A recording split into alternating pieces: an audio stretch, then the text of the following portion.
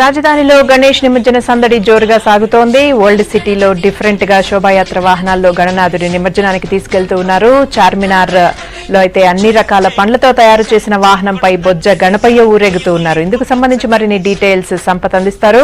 OT Sampath.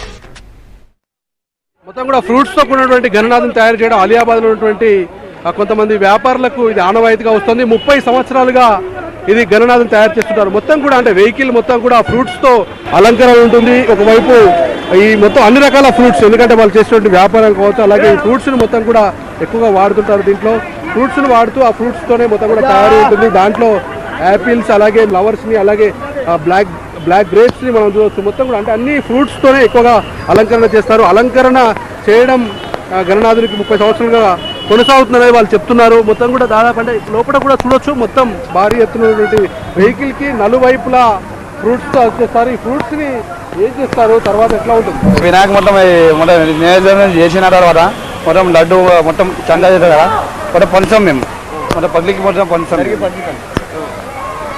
పంచి మొత్తం ఈ మధ్య 31 నడుస్తుంది మన ఈ సంవత్సరం. పండుగ మొత్తం మొత్తం జాతీయ బేరం చేస్తారు కదా, ఆ గురించి ఇదే మోడల్ చేస్తాం. ఇప్పుడు బిజినెస్ చేస్తాం.